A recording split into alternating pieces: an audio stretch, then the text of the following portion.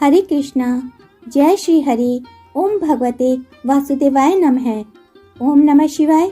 ओम विष्णु प्रियाय नमः। प्रिय भक्तजनों, आज बृहस्पतिवार के पावन दिन हम बृहस्पति देव जी की बड़ी ही दुर्लभ, सारगर्भित और सभी मनोकामनाओं को पूर्ण करने वाली कथा सुनेंगे। इस कथा को सुनने से भक्तों की सभी मनोकामनाएं भगवान बृहस्पति देव जी की कृपा से पूर्ण हो जाती हैं। गुरुवार के दिन बृहस्पति देव जी की विधि विधान से पूजा करने से व्यक्ति के जीवन के सारे कष्ट दूर हो जाते हैं, घर में सुख शांति और समृद्धि बनी रहती है। तो आइए बड़ी ही श्रद्धा और प्रसन्न चित्त मन से इस कथा को सुनना प्रारंभ करते हैं। सर्वप्रथम बृहस्पतिवार की पूजा विधि। बृहस्पतिवार को जो भी स्त्री पुरुष व्रत करे, उनको चाहिए कि वह दिन में एक ही समय भोजन करें, क्योंकि बृहस्पतिश्वर भगवान का इस दिन पूजन होता है। भोजन पीले चने की दाल आदि का करें, परंतु नमक नहीं खावें और पीले वस्त्र पहने। पीले ही फलों का प्रयोग कर पीले चंदन से पूजन करें। पूजन के बाद प्रेम पूर्वक गुरु महाराज की कथा सुननी चाहिए। इस व्रत को करने से मन की इच्छाएं पूरी होती हैं और बृहस्पति महाराज प्रसन्न होते हैं तथा धन, पुत्र, विद्या तथा मनवांछित फलों की प्राप्ति होती है। परिवार को सुख शांति मिलती है। इसलिए यह व्रत सर्वश्रेष्ठ और अति फलदायक सब स्त्री व पुरुषों के लिए है। इस व्रत में केले का पूजन करना चाहिए। कथा और पूजन के समय तन, मन, क्रम, वचन से शुद्ध होकर जो इच्छा हो बृहस्पति देव की प्रार्थना करनी चाहिए। उनकी इच्छाओं को बृहस्पति देव अवश्य पूर्ण करते हैं, ऐसा मन में दृढ़ विश्वास रखना चाहिए। बोलो बृहस्पति भगवान की जय। श्री बृहस्पतिवार व्रत कथा। भारतवर्ष में एक राजा राज्य करता था। वह बड़ा प्रतापी और दानी था। वह नित्य गरीबों और ब्राह्मणों की सहायता करता था। यह बात उसकी रानी को अच्छी नहीं लगती थी। वह न गरीबों को दान देती थी, न ही भगवान का पूजन करती थी और राजा को भी दान देने से मना किया करती थी। एक दिन राजा शिकार खेलने वन को गए हुए थे तो रानी महल में अकेली थी। उसी समय बृहस्पति देव साधु के वेश में राजा के महल में भिक्षा के लिए गए और भिक्षा मांगी। रानी ने भिक्षा देने से इनकार कर दिया और कहा, हे साधु महाराज, मैं तो दान पुण्य से तंग आ गई हूँ। मेरा पति सारा धन लुटाता रहता है। मेरी इच्छा है कि हमारा धन नष्ट हो जाए, फिर न रहेगा बांस और न बजेगी बांसुरी। साधु ने कहा, देवी तुम तो बड़ी अजीब हो। धन संतान तो सभी चाहते हैं, पुत्र और लक्ष्मी तो पापी के घर भी होने चाहिए।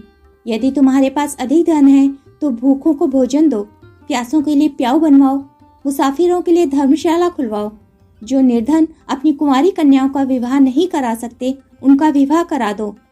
ऐसे और भी कई कार्य हैं जिनके करने से तुम्हारा यश लोक परलोक में फैलेगा। परंतु रानी पर उपदेश का कोई प्रभाव ना पड़ा। वह बोली, महाराज आप मुझे कुछ ना समझाएं, मैं ऐसा धन नहीं चाहती जो हर जगह बांटती फिरूं। साधु ने उत्तर दिया, यदि तुम्हारी ऐसी इच्छा है तो तथास्तु। तुम ऐसा करना कि बृहस्पतिवार को घर लीपकर पीली मिट्टी से अपना सर धोकर स्नान करना, भट्टी चढ़ाकर कपड़े धोना। ऐसा करने से आपका सारा धन नष्ट हो जाएगा। इतना कहकर वह साधु वहां से अंतर्ध्यान हो गए। जैसे वह साधु कहकर गया था, रानी ने वैसा ही किया। 6 बृहस्पतिवार ही बीते थे कि उनका समस्त धन नष्ट हो गया और भोजन के लिए दोनों तरसने लगे, सांसारिक भोगों से दुखी रहने लगे। तब वह राजा रानी से कहने लगा कि तुम यहाँ पर रहो, मैं दूसरे देश में जाऊं, क्योंकि यहाँ पर मुझे सभी मनुष्य जानते हैं, इसलिए कोई कार्य भी नहीं कर सकता। देश चोरी परदेश भीख बराबर है। ऐसा कहकर राजा परदेश चला गया। वहाँ जंगल को जाता और लकड़ी काट कर लाता और शहर में बेचता। इस तरह जीवन व्यतीत करने लगा। एक दिन दुखी होकर जंगल में एक पेड़ के नीचे निश्चित रूप से आसन जमाकर बैठ गया। वह अपनी दशा को याद करके व्याकुल होने लगा। बृहस्पतिवार का दिन था। एकाएक उसने देखा कि निर्जन वन में एक साधु प्रकट हुआ। वह साधु वेश में स्वयं बृहस्पति देवता थे। लकड़हारे के सामने आकर बोले, हे लकड़हारे, इस सुनसान जंगल में तू चिंता मग्न क्यों बैठा है? लकड़हारे ने दोनों हाथ जोड़कर प्रणाम किया और उत्तर दिया, महात्मा जी, आप सब कुछ जानते हैं, मैं क्या कहूँ। यह कहकर रोने लगा और साधु को आत्मकथा सुनाई। महात्मा जी ने कहा, तुम्हारी स्त्री ने बृहस्पतिवार के दिन वीर भगवान का निरादर किया है, जिसके कारण रुष्ट होकर उन्होंने तुम्हारी यह दशा कर दी है। अब तुम चिंता को दूर करके मेरे कहने पर चलो तो तुम्हारे सब कष्ट दूर हो जाएंगे और भगवान पहले से भी अधिक संपत्ति देंगे। तुम बृहस्पतिवार के दिन पाठ किया करो। 2 पैसे के चने मुनक्का मंगवाकर उसका प्रसाद बनाओ और शुद्ध जल के लोटे में शक्कर मिलाकर अमृत तैयार करो। कथा के पश्चात अपने सारे परिवार और सुनने वाले प्रेमियों में अमृत व प्रसाद बांटकर आप भी ग्रहण किया करो। ऐसा करने से भगवान बृहस्पति देव आपकी सभी मनोकामनाएं पूरी करेंगे। साधु के ऐसे वचन सुनकर लकड़हारा बोला, हे प्रभु, मुझे लकड़ी बेचकर इतना पैसा नहीं मिलता जिससे भोजन करने के उपरांत कुछ बचा सकूं। मैंने रात्रि में अपनी स्त्री को व्याकुल देखा है। मेरे पास कुछ भी नहीं जिससे उसकी खबर मंगा सकूं। साधु ने कहा, हे लकड़हारे, तुम किसी बात की चिंता मत करो। बृहस्पतिवार के दिन तुम रोजाना की तरह लकड़ियां लेकर शहर को जाओ। तुमको रोज से दुगना धन प्राप्त होगा, जिससे तुम भली भांति भोजन कर लोगे और बृहस्पति देव की पूजा का सारा सामान भी आ जाएगा। इतना कहकर साधु अंतर्ध्यान हो गए। धीरे धीरे समय व्यतीत होने पर फिर वही बृहस्पतिवार का दिन आया। लकड़हारा जंगल से लकड़ी काटकर किसी भी शहर में बेचने गया। उसे उस दिन और दिन से अधिक पैसा मिला। राजा ने चना गुड़ आदि लाकर गुरुवार का व्रत किया। उस दिन से उसके सभी कलेश दूर हो गए। परंतु जब दोबारा गुरुवार का दिन आया तो बृहस्पतिवार का व्रत करना भूल गया। इस कारण बृहस्पति भगवान नाराज हो गए। उस दिन से उस नगर के राजा ने विशाल यज्ञ का आयोजन किया तथा शहर में यह घोषणा करवा दी कि कोई भी मनुष्य अपने घर में भोजन न बनावे, न आग जलावे। समस्त नागरिक मेरे यहाँ भोजन करने आवे। इस आज्ञा को जो न मानेगा उसको फांसी की सजा दी जाएगी। इस तरह की घोषणा संपूर्ण नगर में करवा दी गई। राजा की आज्ञानुसार शहर के सभी लोग भोजन करने गए, लेकिन लकड़हारा कुछ देर से पहुंचा। इसलिए राजा उसको अपने साथ घर लिवा ले गए और ले जाकर भोजन करा रहे थे तो रानी की दृष्टि उस खूंटी पर पड़ी जिस पर उसका हार लटका हुआ था। वह वहां दिखाई नहीं दिया। रानी ने निश्चय किया कि मेरा हार इसी मनुष्य ने चुरा लिया है। उसी समय पुलिस को बुलाकर उसको जेल खाने में डलवा दिया। जब लकड़हारा जेल खाने में पड़ गया और बहुत दुखी होकर विचार करने लगा कि न जाने कौन से पुरुष जन्म के कर्म से मेरे लिए दुख प्राप्त हुआ है, और उसी साधु को याद करने लगा जो कि जंगल में मिला था। उसी समय तत्काल बृहस्पति देव साधु के रूप में प्रकट हो गए और उसकी दशा को देखकर कहने लगे, अरे मूर्ख, तूने बृहस्पतिवार की कथा नहीं करी, इसी कारण तुझे दुख प्राप्त हुआ है। अब चिंता मत कर, बृहस्पतिवार के दिन जेल खाने के दरवाजे पर 4 पैसा पड़े मिलेंगे। उनसे तू बृहस्पति देव की पूजा करना, तेरी सभी कष्ट दूर हो जाएंगे। बृहस्पतिवार के रोज उसे 4 पैसे पड़े मिले। लकड़हारे ने कथा कही। उसी रात्रि को बृहस्पति देव ने उस नगर के राजा को सपने में कहा, हे राजा, तुमने जिस आदमी को जेल खाने में बंद कर दिया है वह निर्दोष है, वह राजा है, उसे छोड़ देना। रानी का हार उसी खूंटी पर लटका है। अगर तू ऐसा नहीं करेगा तो मैं तेरे राज्य को नष्ट कर दूंगा। इस तरह रात्रि के स्वप्न को देखकर राजा प्रातःकाल उठा और खूंटी पर हार देखकर लकड़हारे को बुलाकर क्षमा मांगी तथा लकड़हारे को योग्य सुंदर वस्त्र आभूषण देकर विदा किया तथा बृहस्पति देव की आज्ञा अनुसार लकड़हारा अपने नगर को चल दिया। राजा जब अपने नगर के निकट पहुंचा तो उसे बड़ा ही आश्चर्य हुआ। नगर में पहले से अधिक बाग, तालाब, कुएं तथा बहुत सी मंदिर, धर्मशालाएं आदि बन गए थे।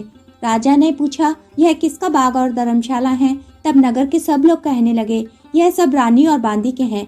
तो राजा को आश्चर्य हुआ और देखकर गुस्सा भी आया। जब रानी ने यह खबर सुनी कि राजा आ रहे हैं तो उसने बांदी से कहा, हे दासी, देख राजा हमको कितनी बुरी हालत में छोड़कर गए थे। वह हमारी ऐसी माली हालत देखकर लौट न जाए, इसलिए तू दरवाजे पर खड़ी हो जा। आज्ञा अनुसार दासी दरवाजे पर खड़ी हो गई और जब राजा आए तो उन्हें अपने साथ अंदर लिवा लाई। तब राजा ने क्रोध करके अपनी तलवार निकाली और अपनी रानी से पूछने लगा कि यह सब धन तुम्हें कैसे प्राप्त हुआ? तब रानी ने कहा, यह सब धन हमें बृहस्पति देव जी के इस व्रत के प्रभाव से प्राप्त हुआ है। राजा ने निश्चय किया कि 7 रोज बाद तो सभी बृहस्पति देव का पूजन करते हैं, परंतु मैं रोजाना दिन में 3 बार कहानी कहा करूंगा तथा रोज व्रत किया करूंगा। अब हर समय राजा के दुपट्टे में चने की दाल बंधी रहती तथा दिन में 3 बार कहानी कहता। एक रोज राजा ने विचार किया कि चलो अपनी बहन के यहाँ हो आवे। तरह निश्चय कर राजा घोड़े पर सवार हो अपनी बहन के यहाँ को चलने लगा। मार्ग में उसने देखा कि कुछ आदमी एक मुर्दे को लिए जा रहे हैं। उन्हें रोककर राजा कहने लगा, अरे भाइयों, मेरी बृहस्पति देव जी की कहानी सुन लो। वे बोले, लो हमारा तो आदमी मर गया, इसको अपनी कथा की पड़ी है। परंतु कुछ आदमी बोले, अच्छा कहो, हम तुम्हारी कथा भी सुनेंगे। राजा ने दाल निकाली और जब कथा आधी हुई तो मुर्दा हिलने लगा, और जब कथा समाप्त हुई तो वह मनुष्य राम राम करके खड़ा हो गया। आगे मार्ग में उसे एक किसान खेत में हल चलाता मिला। राजा ने उसे देखा और उससे बोला, अरे भैया, तुम मेरी बृहस्पतिवार की कथा सुन लो। किसान बोला, जब तक मैं तेरी कथा सुनूंगा तब तक 4 हरैया जोत लूंगा, जा अपनी कथा किसी और को सुनाना। इस तरह राजा आगे को चलने लगा। राजा के हटते ही बैल पछाड़ खाकर गिर गए तथा उसके पेट में बहुत जोर से दर्द होने लगा। उस समय किसान की माँ उसके लिए रोटी लेकर आई। उसने यह सब देखा तो अपने पुत्र से सब हाल पूछा और बेटे ने सभी हाल कह दिया। तो बुढ़िया दौड़ी दौड़ी उस घुड़सवार के पास गई और उससे बोली कि मैं तेरी कथा सुनूंगी, तू अपनी कथा मेरे खेत पर चलकर ही कहना। राजा ने बुढ़िया के खेत पर जाकर कथा कही, जिसको सुनते ही बैल उठकर खड़े हो गए तथा किसान के पेट का दर्द बंद हो गया। राजा अपनी बहन के घर पहुंचा। बहन ने भाई की खूब मेहमानी की। दूसरे रोज राजा प्रातःकाल जगा तो वह देखने लगा कि सब लोग भोजन कर रहे हैं। राजा ने अपनी बहन से कहा कि ऐसा कोई मनुष्य है जिसने भोजन नहीं किया हो, मेरी बृहस्पतिवार की कथा सुन ले। बहन बोली, हे भैया, यह देश ऐसा ही है, पहले यहाँ लोग भोजन करते हैं, बाद में कोई अन्य काम करते हैं। अगर कोई पड़ोस में हो तो देखाऊं। वह ऐसा कहकर देखने चली गई, परंतु उसे ऐसा कोई व्यक्ति नहीं मिला जिसने भोजन न किया हो। अतः वह एक कुम्हार के घर गई जिसका लड़का बीमार था। उसे मालूम हुआ कि उनके यहाँ 3 रोज से किसी ने भोजन नहीं किया है। रानी ने अपनी भाई की कथा सुनने के लिए कुम्हार से कहा। वह तैयार हो गया। राजा ने जाकर बृहस्पतिवार की कथा कही, जिसको सुनकर उसका लड़का ठीक हो गया। अब तो राजा की प्रशंसा होने लगी। एक रोज राजा ने अपनी बहन से कहा, हे बहन, अब हम अपने घर को जाएंगे, तुम भी तैयार हो जाओ। राजा की बहन ने अपनी सास से कहा। सास ने कहा, हाँ चली जा, परंतु अपने लड़कों को मत ले जाना, क्योंकि तेरे भाई की कोई औलाद नहीं है। बहन ने अपने भैया से कहा, हे भैया, मैं तो चलूंगी, लेकिन कोई बालक नहीं जाएगा। राजा बोला, जब कोई बालक ही नहीं चलेगा तब तुम ही क्या करोगी। बड़े दुखी मन से राजा अपने नगर को लौट आया। राजा ने अपनी रानी से कहा, हम निर्वंशी राजा हैं, हमारा मुंह देखने का धर्म नहीं है और कुछ भोजन आदि नहीं किया। रानी बोली, हे प्रभु, बृहस्पति देव ने हमें सब कुछ दिया है, हमें औलाद भी अवश्य ही देंगे। उसी रात को बृहस्पति देव ने राजा से सपने में कहा, हे राजा, उस सभी सोच को त्याग दे, तेरी रानी गर्भ से है। राजा को यह बात सुनकर बड़ी खुशी हुई। 9वें महीने में रानी के गर्भ से एक सुंदर पुत्र पैदा हुआ। तब राजा बोला, हे रानी, स्त्री बिना भोजन के रह सकती है, बिना कहे नहीं रह सकती। जब मेरी बहन आवे तब तुम उससे कुछ मत कहना। रानी ने सुनकर हाँ कह दिया। जब राजा की बहन ने यह शुभ समाचार सुना तो वह बहुत खुश हुई तथा बधाई लेकर अपने भाई के यहाँ आई। तभी रानी ने कहा, घोड़ा चढ़कर तो नहीं आई, गधा चढ़ी आई। राजा की बहन बोली, भाभी, मैं इस प्रकार न कहती तो तुम्हें औलाद कैसे मिलती। बृहस्पति देव ऐसे ही हैं, जैसे जिसके मन में कामनाएं हैं सभी को पूर्ण करते हैं। जो सद्भावना पूर्वक बृहस्पतिवार का व्रत करता है एवं कथा पढ़ता है अथवा सुनता है और दूसरों को सुनाता है, बृहस्पति देव उसकी सभी मनोकामनाएं पूरी करते हैं। भगवान बृहस्पति देव उनकी सदैव रक्षा करते हैं। संसार में सद्भावना से भगवान जी का पूजन व्रत सच्चे हृदय से करते हैं तो उनकी सभी मनोकामनाएं पूर्ण करते हैं। जैसी सच्ची भावना से रानी और राजा ने उनकी कथा का गुणगान किया तो उनकी सभी इच्छाएं बृहस्पति देव जी ने पूर्ण की थी। इसलिए पूर्ण कथा सुनने के बाद प्रसाद लेकर जाना चाहिए। हृदय से उनका मनन करते हुए जयकारा बोलना चाहिए। बोलो बृहस्पति भगवान की जय। प्राचीन काल में एक ब्राह्मण था। वह बहुत निर्धन था। उसकी कोई संतान नहीं थी। उसकी स्त्री बहुत मलिनता के साथ रहती थी। वह स्नान न करती, किसी देवता का पूजन न करती। इससे ब्राह्मण देवता बड़े दुखी थे। बेचारे बहुत कुछ कहते थे, किंतु उसका कुछ परिणाम न निकला। भगवान की कृपा से ब्राह्मण की स्त्री के कन्या रूपी रत्न पैदा हुई। कन्या बड़ी होने पर प्रातः स्नान करके विष्णु भगवान का जाप व बृहस्पतिवार का व्रत करने लगी। अपने पूजन पाठ को समाप्त करके स्कूल जाती तो अपनी मुट्ठी में जौ भरकर ले जाती और पाठशाला के मार्ग में डालती जाती। तब ये जौ स्वर्ण के हो जाते। लौटते समय उनको बीनकर घर ले आती थी। एक दिन वह बालिका सूप में उन सोने के जौ को फटक कर साफ कर रही थी कि उसके पिता ने देख लिया और कहा, हे बेटी, सोने के जौ को फटकने के लिए सोने का सूप भी होना चाहिए। दूसरे दिन बृहस्पतिवार था। इस कन्या ने व्रत रखा और बृहस्पति देव से प्रार्थना करके कहा, हे प्रभु, मैंने आपकी पूजा अगर सच्चे मन से की हो तो मेरे लिए सोने का सूप दे दो। बृहस्पति देव ने उसकी प्रार्थना स्वीकार कर ली। रोजाना की तरह वह कन्या जौ फैलाती हुई जाने लगी। जब लौटकर जौ बीन रही थी तो बृहस्पति देव की कृपा से उसे सोने का सूप मिला। उसे वह घर ले आई और उससे जौ साफ करने लगी, परंतु उसकी माँ का वही ढंग रहा। एक दिन की बात है, वह कन्या सोने के सूप में सोने के जौ को फटक कर साफ कर रही थी। उस समय उस शहर का राजपुत्र वहां से होकर निकला। इस कन्या के रूप और कार्य को देखकर राजकुमार मोहित हो गया तथा अपने घर आकर भोजन तथा जल त्याग कर उदास हो लेट गया।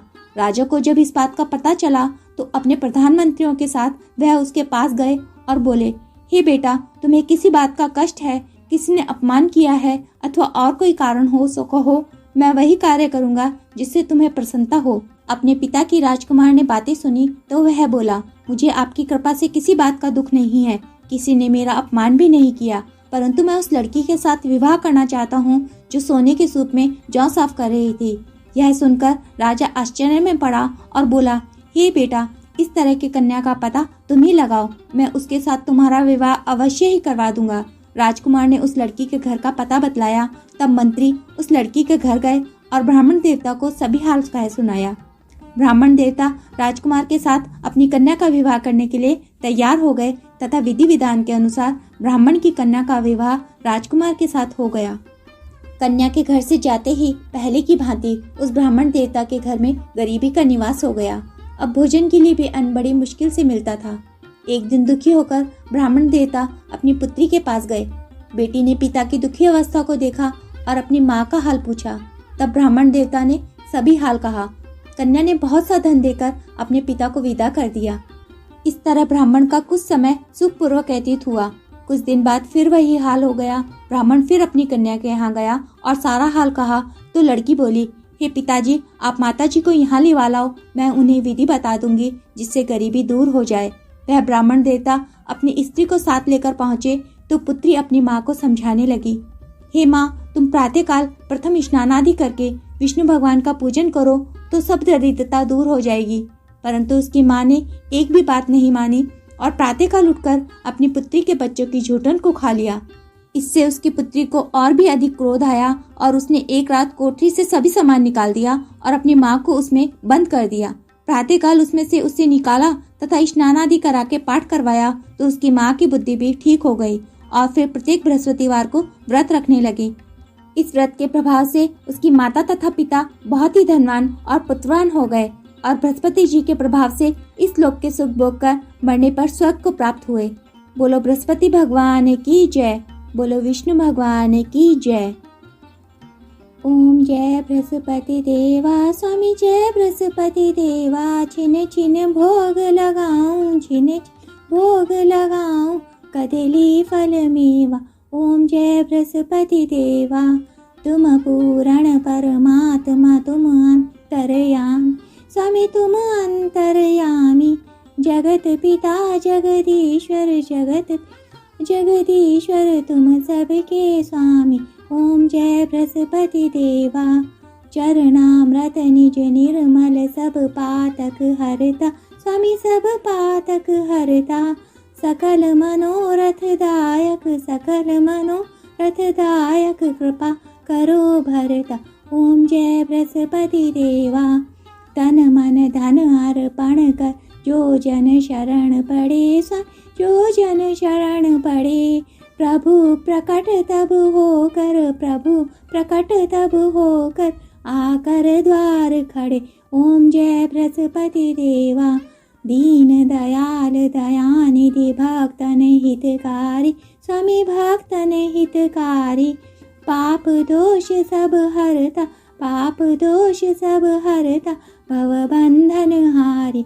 ओम जय बृहस्पति देवा, सकल मनोरथ दायक, सब संशय तारो, स्वामी सब संशय तारो। विषय विकार मिटाओ, विषय विकार मिटाओ, संतन सुखकारी।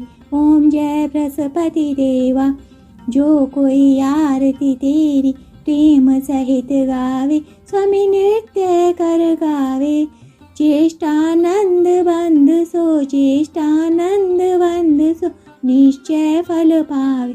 ओम जय बृहस्पति देवा। सब बोलो भगवान विष्णु की जय, बोलो बृहस्पति देवता की जय।